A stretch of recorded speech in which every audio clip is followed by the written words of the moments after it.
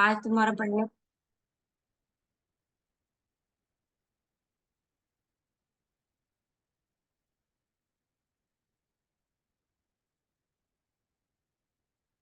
Okay, let's start the class. आपके जो क्या कहते हैं, बजटरी कंट्रोल का जो प्रैक्टिकल है, उसकी मैं आपको एक वीडियो प्रोवाइड कर दूंगी। ठीक है, आप उसमें से चेक कर लेना। ठीक है, नेक्स्ट चैप्टर हम कर रहे हैं इन्वेंट्री वैल्यूएशन। इन्वेंट्री पता है ना क्या होता है? Inventory means stock, valuation means उसकी वैल्यू निकालना। देन मीनिंग आ गया इन्वेंट्री का। Inventory is tangible property to be consumed in production of goods or for services or held for sale in the ordinary course of business। ठीक है, inventory क्या है? एक टेंजिबल एसेट, टेंजिबल यानी कि दिखाई देने वाली। ठीक है, जिसको कंज्यूम कहाँ किया जाता है? गुड्स की प्रोडक्शन करने में। ठीक है, और जो कि सेल्स में काम आती है इन अ बिजनेस। ठीक है, इन्वेंट्री क्लियर है, यानी कि स्टॉक। स्टॉक का मतलब जो हम प्रोडक्शन करने के लिए हमें चाहिए होती है। जब हमने गुड्स की प्रोडक्शन करनी होती है तो हमें रॉ मटेरियल चाहिए होता है। ठीक है, कुछ हमारा वर्क इन प्रोग्रेस पड़ा होता है, वो सब क्या है? वो सब स्टॉक ही है, वो सब इन्वेंट्री है। इन्वेंट्री आर अनकंज्यूम्ड और अनसोल्ड स्टॉक परचेज्ड और मैन्युफैक्चर्ड। इन्वेंट्री अब वो स्टॉक है, ठीक है, स्टॉक का वो पार्ट है जो हमारे पास पड़ा है। इट मीन्स अभी यूज नहीं हुआ है, ना तो वो सोल्ड हुआ है ना तो अभी कंज्यूम हुआ। मतलब ना तो अभी वो फिनिश प्रोडक्ट बना है, जो फिनिश प्रोडक्ट नहीं बना अभी तक, सिर्फ वर्क इन प्रोग्रेस में है, दैट इज इन्वेंट्री। और जो अभी तक परचेज नहीं हुआ, बन चुका है लेकिन परचेज नहीं हुआ, ठीक है, खरीदा नहीं है किसी ने, तो वो भी क्या आएगा? वो भी इन्वेंट्री में है। लाइक वर्क इन प्रोग्रेस में जो जो स्टॉक पड़ा है, that is inventory. Then according to standard accounting standard 2 के हिसाब से रिवाइज हुआ है इन्वेंट्री। इन्वेंट्री क्या हुआ है? एसेट्स है इन्वेंट्री। आपको पता है इन्वेंट्री को हम एसेट्स में डालते हैं, पीछे पढ़ा था ना हमने। Then held for sale in the ordinary course of business. ठीक है, इन ये किस लिए बनाया जाता है? इन्वेंट्री किस लिए किया जाता है? ताकि आने वाले टाइम में हम इसको सेल कर सकें। In the process of production for such sale or in the form of material or supplies to be consumed in the production process or in the remainder of the services। ठीक है, जो भी मैंने आपको बताया कि अकॉर्डिंग टू स्टैंडर्ड 2 के हिसाब से भी इन्वेंट्री क्या होती है? एक एसिड से होती है, और इसका मेन काम किस में यूज होता है? ये प्रोडक्शन के फंक्शन में ये यूज किया जाता है in a form of material. ठीक है, और जब तक ये सेल नहीं होता तब तक ये हमारी इन्वेंट्री। जब तक इस सर्विस को कोई रेंडर नहीं कर लेता, कंज्यूम नहीं कर लेता, तब तक ये क्या है? हमारा इन प्रोसेस है और is non as inventory. Clear है इन्वेंट्री? देखो ना, इन्वेंट्री 3 टाइप से हो गई: raw material, work in progress and finished. Raw material में कैसे होगा? Goods, raw material goods that is introduce yet to be introduced in the production process, store and spare, factory suppliers such as coal and cleaning materials, machinery, spares etcetera. ठीक है, raw material की form में कैसे हुआ? हमने मान लो finish good बनाना है, मान लो हमने क्लोथ ही बनाना है। ठीक है, हमारा फिनिश गुड है क्लोथ। राइट नाउ हम क्या सप्लाई करवाएंगे? कॉटन। कॉटन से क्लोथ बनते हैं ना, कॉटन। कॉटन सप्लाई करवाएंगे। Cotton is a raw material for making cloth. Clear है? रॉ मटेरियल यानी कि वो चीज जो प्रोडक्ट बनाने में काम आने, like steel is raw material for the production of cycling. ठीक है, जो जो हमारे पास रॉ मटेरियल पड़ा है in a form of raw material, यानी कि स्टील लाए हैं, स्टील ही पड़ा है, अभी प्रोडक्शन प्रोसेस में इंट्रोड्यूस हुआ है, जस्ट आया है, जस्ट न्यू स्टॉक आया है। ठीक है, और कुछ वो स्टॉक जो हमारा स्पेयर में पड़ा है, जैसे कुछ मशीनरी का कोई पार्ट खराब हो गया है ना, तो हम उसको चेंज करवा लेते हैं, लेकिन जो उसका ओल्ड पार्ट होता है वो हम उसको भी रख लेते हैं अपनी फैक्ट्री में, पड़ा रहता है वो इधर उधर कहीं ना कहीं। That is also raw material. या हम किसी मशीनरी का नया पार्ट मंगवा के रख लेते हैं, या हमें उस मशीनरी जब हमने खरीदी होती है तब हमें उसके साथ कुछ पार्ट्स मिले होते हैं जो हमें मतलब ऑन द स्पॉट अभी जरूरत नहीं है, लेकिन आने वाले टाइम में अगर मशीनरी का कोई पार्ट खराब होता है तो उसको हम उसके साथ चेंज एक्सचेंज कर सकते हैं। तो वैसे वो नए पार्ट्स हमारे पास कुछ पड़े हैं, दैट इज स्टोर्ड। ठीक है, स्पेयर्स पार्ट्स पड़े हैं जो हमारे, ठीक है, that is raw material. Then work in progress. Work in progress का मतलब है कि उस जो स्टील था उसको अब हमने मशीनरी में डाल के साइकिल की फॉर्म में कन्वर्ट करना शुरू कर दिया।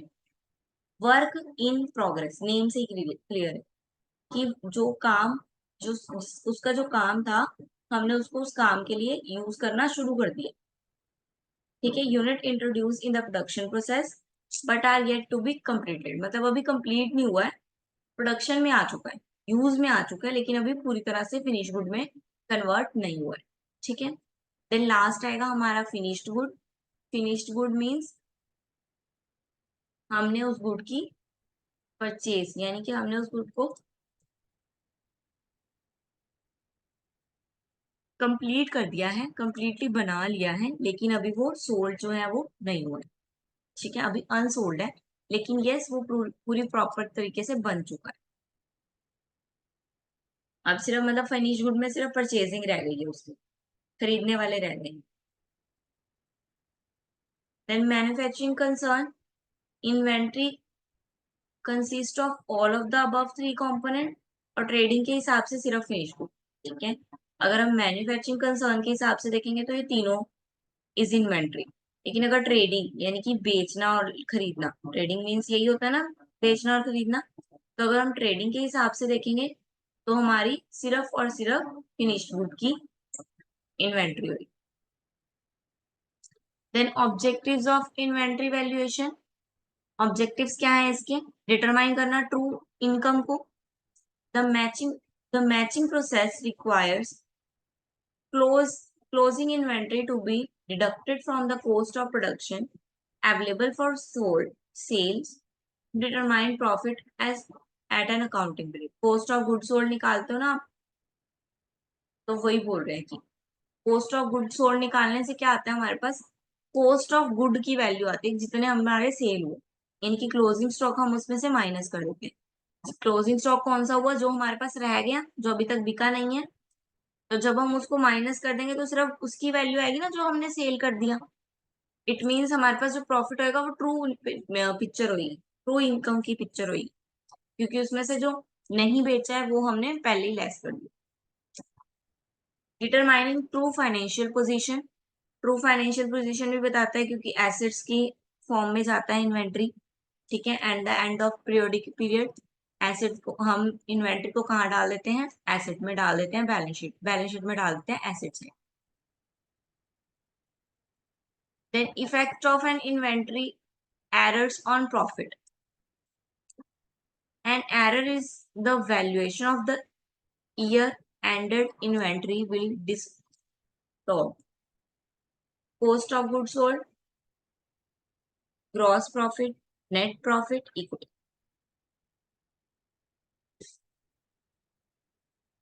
वो बोल रहे हैं कि इन्वेंट्री में एरर आने से किन किन चीजों की वैल्यू में इफेक्ट पड़ेगा। ठीक है, अगर हमारी इन्वेंट्री प्रॉपरली हम नहीं यूज करेंगे तो किन किन चीजों पे इफेक्ट पड़ेगा। सबसे पहले तो कॉस्ट ऑफ गुड सोल्ड पे पड़ेगा, क्योंकि cost of good sold depend ही सारा इन्वेंट्री पे। ओपनिंग स्टॉक, परचेजेस और क्लोजिंग स्टॉक, तीन तो पॉइंट है इसमें, और तीनों के तीनों किस पे डिपेंड है, इन्वेंट्री। देन ग्रॉस प्रॉफिट, अगर हमारी सेल्स ही सही नहीं आई है तो ग्रॉस प्रॉफिट कैसे सही आएगा, और अगर ग्रॉस प्रॉफिट नहीं सही आया तो नेट प्रॉफिट और करंट एसेट भी नहीं आ सकता। ठीक है, और एसेट नहीं आया तो इक्विटी में भी नहीं डाल सकते। ठीक है, एक चीज के एरर आने से इन सभी चीजों में नुकसान हो सकता है हमें। Over value of closing stock, over value कर दिया हमने क्लोजिंग स्टॉक, तो ओवर वैल्यू अगर क्लोजिंग स्टॉक यानी कि क्लोजिंग स्टॉक को हमने ये दिखा दिया, मान लो हमारे पास 5,000 का क्लोजिंग स्टॉक था, हमने 7,000 दिखा दिया, 2,000 से ओवर वैल्यू कर दी, तो ओवर स्टेटमेंट ऑफ हो जाएगी प्रॉफिट की, प्रॉफिट अपने आप ही ज्यादा आएगा। क्लोजिंग स्टॉक हमने 7,000 माइनस कर दिया, जबकि सिर्फ 5,000 करना था, 2,000 एक्स्ट्रा माइनस कर दिया, तो प्रॉफिट हमारे पास ऑलरेडी ज्यादा ही आएगा हमारे पास। ठीक है, then understatement of profit of succeeding year and vice versa. यही होएगा, अंडरस्टेटमेंट चला जाएगा प्रॉफिट, करंट ईयर का प्रॉफिट ओवर स्टेटमेंट चले जाएगा, और आने वाले ईयर्स का प्रॉफिट अंडर स्टेटमेंट चले जाएगा। आने वाले से अंडर स्टेट कैसे चला जाएगा, क्योंकि आने वाले टाइम में जो क्लोजिंग स्टॉक है वो क्या बनेगा, ओपनिंग स्टॉक बनेगा। तो ओपनिंग स्टॉक जबकि कम होना चाहिए वो ज्यादा हुआ है, तो प्रॉफिट क्या होगा, कम हो जाएगा। समझ में आई?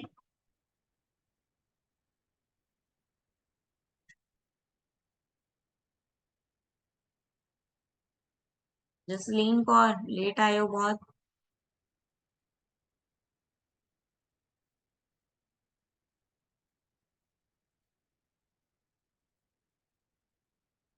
Then inventory system, a principal system for determination of physical quantities and the valuation of inventory। Inventory का सिस्टम कैसे है, दो सिस्टम है इन्वेंट्री के, पीरियोडिकल, परसेप्चुअल। ठीक है, एक एक करके पढ़ेंगे दोनों को। पीरियोडिकल में क्या होगा, quantity and value of inventory determine only at the end of the accounting year accounting period after taking a physical count of the inventory. ठीक है, पीरियोडिक में क्या करेंगे, पीरियड वाइज लेंगे इसको। It means after the 1 year inventory record की जाएगी, जैसे हम करते हैं ट्रेडिंग अकाउंट में, मैन्युफैक्चरिंग अकाउंट में एक एक साल का अकाउंट बनाते हैं ना, तो पीरियोडिकल इन्वेंट्री सिस्टम वैसे ही है। ठीक है, इसको और क्या बोलेंगे, एनुअल स्टॉक टेकिंग। एनुअली ले रहे हैं, 1 ईयर ले रहे हैं। ठीक है, तो इसको एनुअल स्टॉक टेकिंग बोलेंगे। Cost of good sold is a residual figure and is obtained as following. ठीक है, ये तो हमें पता ही है, कॉस्ट ऑफ गुड सोल्ड कैसे निकालते हैं, opening plus purchases minus closing stock. Then इसके फायदे क्या हैं, ये इजीली अंडरस्टैंड है। ठीक है, और ड्रॉबैक क्या है, quantity and value not known as quantity basis. तो हमें क्वांटिटी और वैल्यू जो है क्वांटिटी की डेली के बेसिस पे पता नहीं चलती, हमें साल बाद पता चलता है कि इन्वेंट्री का कितना गेन हुआ इन्वेंट्री में, कितना नीचे गई है। फॉर एग्जाम्पल, मैंने इन्वेंट्री आज ले ली, मुझे इस बार इन्वेंट्री 5,000 की पड़ी। ठीक है, 5,000 के 100 यूनिट आए, क्वांटिटी और वैल्यू 5,000 के 100 यूनिट आए। लेकिन नेक्स्ट ईयर तक वो वैल्यू सेम रहेगी नहीं रहेगी कुछ नहीं पता। नेक्स्ट ईयर में 6,000 के भी 500 यूनिट आ सकते हैं, 6,000 के 100 यूनिट भी आ सकते हैं। ठीक है, टाइम वैल्यू इस पे इफेक्ट करता है। तो no accounting is done for shrinkage, loss, theft and wastage. Clear है ये तो, कि जो भी अकाउंटिंग होएगा 1 ईयर की अकाउंटिंग है, तो अगर कोई माल लॉस हो गया, ठीक है, अगर श्रिंक हो गया, यानी कि अब 10 प्रोडक्ट थे, जो अच्छा नहीं बना, बाकी सब अच्छे बने, तो जो वो एक डिफेक्टेड प्रोडक्ट बोल देते हैं जिसको, वो थीफ। अगर कोई चुरा के ले गया, अगर कुछ वेस्टेज हो गया, उसमें से कुछ टूट गया, अगर मान लो कांच के काम में कर रहे हैं, काम कर रहे हैं, तो कांच का सामान को टूट गया बीच में, वो वेस्टेज हो गया, तो वो सब इसमें रिकॉर्ड ही नहीं करते। ठीक है, assume material not in stock have been used.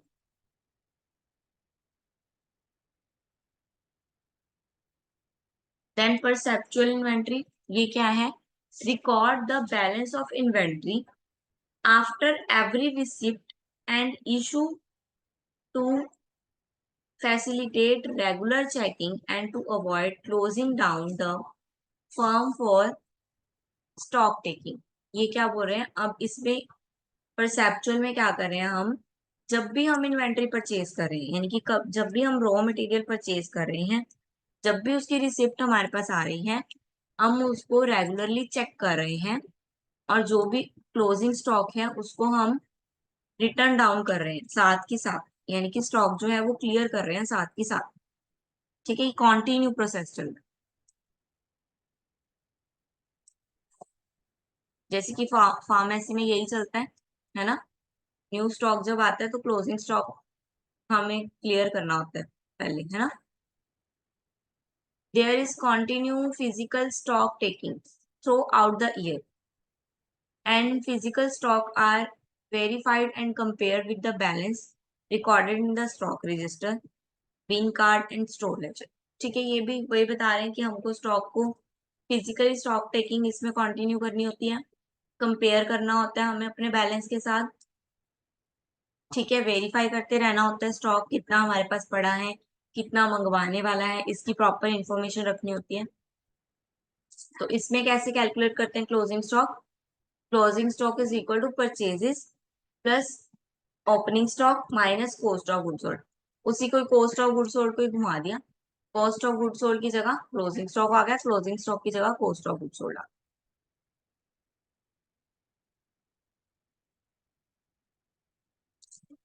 तो इसके एडवांटेज क्या है?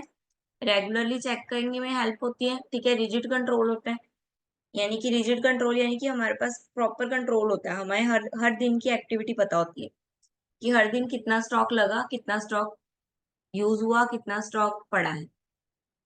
Then help in preparation of interim financial statement. Interim यानी कि इंटरनल जो स्टेटमेंट्स बनती हैं स्टॉक की, उसको बनाने में हेल्प करती है ये हमें। ठीक है, एविडेंस देती है as a. Then avoid the suspension of business for stock taking as physical stock can be continued whenever desired। ठीक है, यानी कि ये बिजनेस को रुकने नहीं देती है बीच में। जैसे कि मान लो हमने 1 ईयर का किया, लेकिन हमें बीच में ही स्टॉक की कमी हो गई, हमें हमारा खत्म हो गया स्टॉक, तो हम अब अगले साल पे तो डिपेंड नहीं ना रहेंगे, हमें ऑन द स्पॉट स्टॉक चाहिए होगा। ठीक है, लेकिन वो पीरियोडिक में नहीं हो सकता। लेकिन इसमें हो सकता है कि जैसे स्टॉक हमारा लगे हमें कि वो कम हो रहा है, तो हमें ज्यादा की नीड है, तो हम क्या करते हैं उस स्टॉक को साथ के साथ रिन्यू कर देते हैं, जिससे हमारा बिजनेस रुकता नहीं। ठीक है, बिजनेस रुकता नहीं है। देन ड्रॉबैक क्या है? इलेबोरेट सिस्टम है थोड़ा सा। ठीक है, डेली डेली एक्सप्लेन करना पड़ता है कि इतने लग गए, इतना यूज हो गया। ठीक है, थोड़ा एक्सपेंसिव भी है, कॉस्ट फ्रेंडली नहीं है, थोड़ा एक्सपेंसिव है। क्लियर है बेटा आज का टॉपिक? बाकी इसकी वैल्यूएशन है, इसके मेथड्स हैं, वो हम कल पढ़ते हैं। आज का टॉपिक क्लियर है?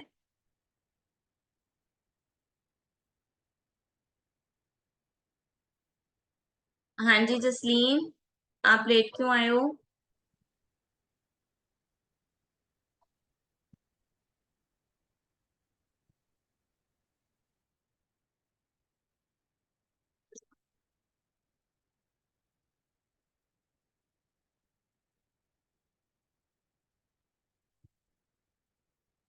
कविता या अमनदीप, आप एक अलग से ग्रुप क्रिएट कर लो, व्हाट्सएप पे कर सकते हो तो मुझे ऐड कर लेना।